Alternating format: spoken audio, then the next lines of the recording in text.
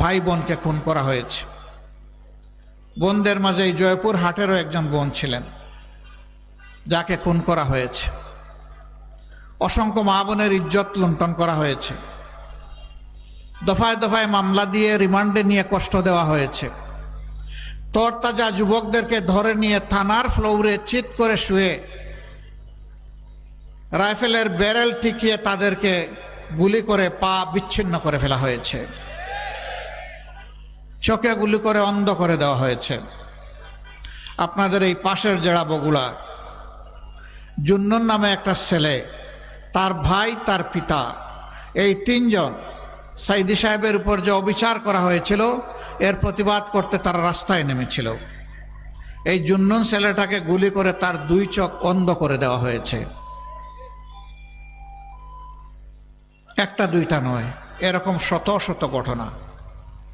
শেষ পর্যন্ত বিগত জুলাই মাসের 1 তারিখ থেকে আগস্ট মাসের 5 তারিখ পর্যন্ত বাংলাদেশকে তারা নরকে পরিণত করেছিল। ক্ষমতার শেষ দিন পর্যন্ত তারা মানুষ খুন করেছেন। তারা সুস্পষ্ট গণহত্যাকারী। গণহত্যার বিচার আমরা চাই। প্রত্যেকটি গণহত্যার বিচার হতে হবে।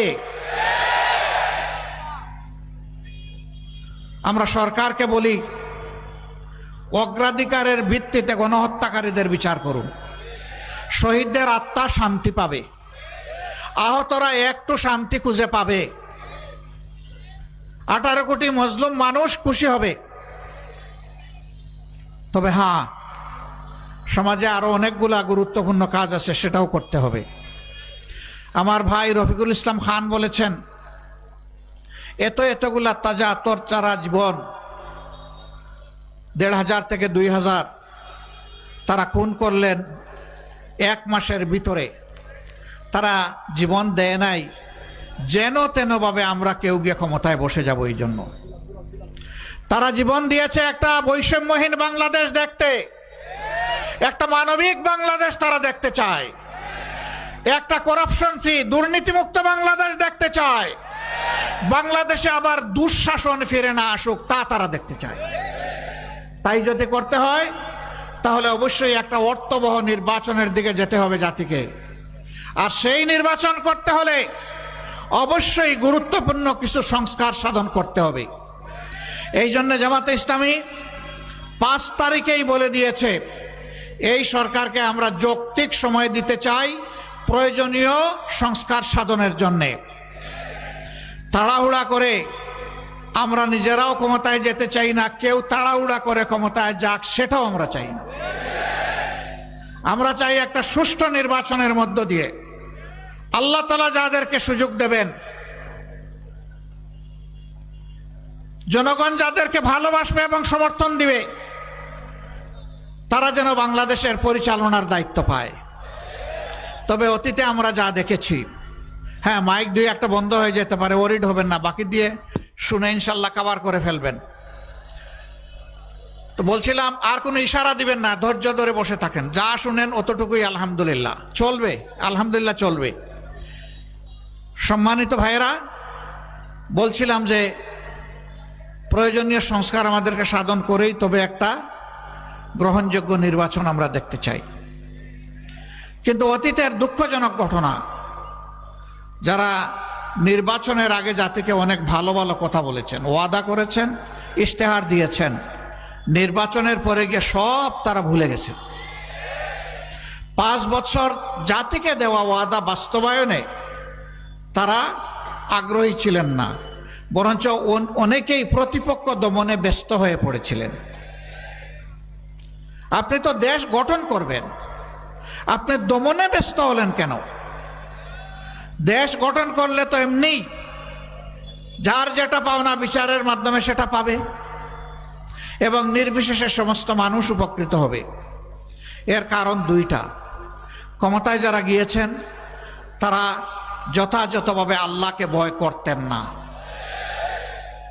আদালতে আখিরাতে আল্লাহ তাআলার দরবারে তাদের দায়িত্বের জন্য, কর্তব্যের জন্য তাদেরকে জবাব দিতে হবে, এই বিশ্বাস তাদের ছিল না। যদি থাকতো তাহলে আল্লাহকে ভয় করে তারা চলতেন। তাদের হাতে জনগণের জীবন, সম্পদ ইজ্জত সম্পূর্ণ নিরাপদ থাকত। দ্বিতীয় কারণ হচ্ছে তারা জনগণকে বোকা মনে করে রাজনীতিকে ব্যবসা হিসাবে কবুল করেছে। ক্ষুধার্ত হয়ে বসে থাকেন, কখন ক্ষমতায় যাব, আর পেট ভরে খাইতে খাইতে বদহজমি পর্যন্ত পৌঁছবে। বদহজমি বুঝেন? ক্ষমতা যখন চলে যায় তখন পেটে কুসা দিলে সব মুখ দিয়ে বের হয়ে যায়। হচ্ছে না? অতীতে হয়নি? হয়েছে, হচ্ছে, হবে। এই পথে যারাই হাঁটবেন বেইজ্জতি তাদের কপালে অনিবার্য, অসম্মান অপদস্থতা তাদের থাকবেই। মানুষ কেন টাকার গোলাম হবে, সম্পদের গোলাম হবে? মানুষ তো আল্লাহর গোলাম হবে। মানুষ যখন আল্লাহর গোলাম হবে, প্রত্যেকটা মানুষকে সম্মান করবে, ভালোবাসবে। সে যে ধর্মের হোক, ধর্ম দেখবে না, দেখবে তিনিও আমার মতো একজন মানুষ, আমার উচিত তাকে সম্মান করা, আমার উচিত তাকে ভালোবাসা। অনেকে বলে নির্বাচিত হওয়ার আগে নির্বাচনের সময় ছেলেকেও বাবা ডাকে, বাবাকেও বাবা ডাকে। ওই যে আপনাকে তো আমার বাবার মতো লাগে, এখন যে বাবা ডাকছেন নির্বাচনের পরে মনে থাকবে তো? কই বলেন কি? নির্বাচিত হওয়ার 1.5 বছর পরে এই ভদ্রলোক ওনার সাথে একটু মোলাকাত করতে গেছে, তো বলে যে আপনাকে জানি কোথায় দেখেছি মনে হয়। কয় হ্যাঁ, মানুষ তার বাবাকে ভুলে যায়, এখন দেখতে পারলাম। এগুলা বেলকিবাজি, ধোঁকা। 5 বছর আর স্মরণ থাকে না। স্মরণ থাকে একটা জিনিস, আবার কিভাবে ক্ষমতায় আসতে পারবো। এই জন্যে নির্বাচন হয় 14 সালে, সেখানে মানুষ যায় না। নির্বাচন হয় 18 সালে, সেখানে নিশিরাতের নির্বাচন হয় 24 সালে, সেখানে হয় আমি আর মামু, আমি আর ডামের নির্বাচন। একই দলের মধ্যে প্রতিদ্বন্দ্বিতা। মানুষকে নিয়ে তামসা করা হয়েছে। মানুষের ভোটের অধিকার, ন্যায় বিচার পাওয়ার অধিকার, খাওয়ার অধিকার, বাঁচার অধিকার, সমস্ত অধিকার, শিক্ষার অধিকার, স্বাস্থ্য সেবার অধিকার সব তছনছ করে ফেলা হয়েছে। আমরা সেই অধিকারগুলো দেখতে চাই যে আবার মানুষের অধিকার মানুষের কাছে ফিরে এসেছে। কিভাবে আসবে? অতীতে যারা মানুষের অধিকার লুণ্ঠন করেছে, তাহলে ভবিষ্যতে আবার তাদেরকে ক্ষমতায় আনতে হবে, তাই না? লুণ্ঠনকারীদেরকে আর ক্ষমতায় আনা যাবে না। বর্তমানেও যদি কেউ লুণ্ঠনকারী হয়ে থাকে, তাহলে তাকে কি আরেকবার পরীক্ষা করার দরকার আছে? দরকার নাই। এত কষ্ট, এত দুর্বিষহ যন্ত্রণা দেওয়া হয়েছে বাংলাদেশ জামাত ইসলামীকে, কিন্তু আল্লাহর অশেষ মেহেরবানি, আমরা আমাদের সহকর্মীদেরকে, আপনাদেরকে অনুরোধ জানিয়েছিলাম, শান্ত থাকুন, ধৈর্য ধরুন এবং দেশ গঠনে অংশগ্রহণ করুন। আমরা বলেছিলাম সাবধান, আমাদের একজন সমর্থক কিংবা শুভাকাঙ্ক্ষীর হাতও যেন কারো সম্পদের দিকে অন্যায়ভাবে না যায়। কেউ চাঁদা নেবেন না, কেউ ফুটপাত দখল করবেন না, কেউ কোনো স্ট্যান্ডে গিয়ে দখলদারি দাবি করবেন না। ধন্যবাদ, শুকরিয়া, কৃতজ্ঞতা বাংলাদেশ জামাতে ইসলামীর সাথে সরাসরি সম্পৃক্ত 2,60,00,000 বনি আদমকে, যে তারা আমাদের কথা, আমাদের অনুরোধ তারা রক্ষা করেছেন। সম্মানিত ভাইয়েরা, আমরা একটা মানবিক বাংলাদেশ চাই। আমরা একটা শোষণহীন, বৈষম্যমুক্ত বাংলাদেশ চাই। আমরা এর জন্যই দেশে সৎলোকের শাসন চাই। অবশ্যই মানুষ আপনাদেরকে জিজ্ঞেস করবে, আপনারা যদি নির্বাচিত হন তাহলে সৎলোক থাকবেন, তার প্রমাণ কি? 2টা প্রমাণ।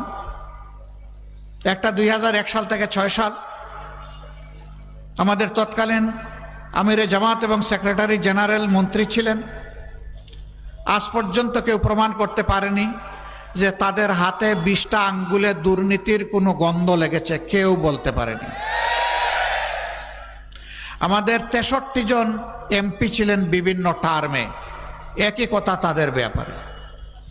2024 সালের 5 আগস্ট আমরা প্রমাণ দিয়েছি যে আমরা আল্লাহকে ভয় করি।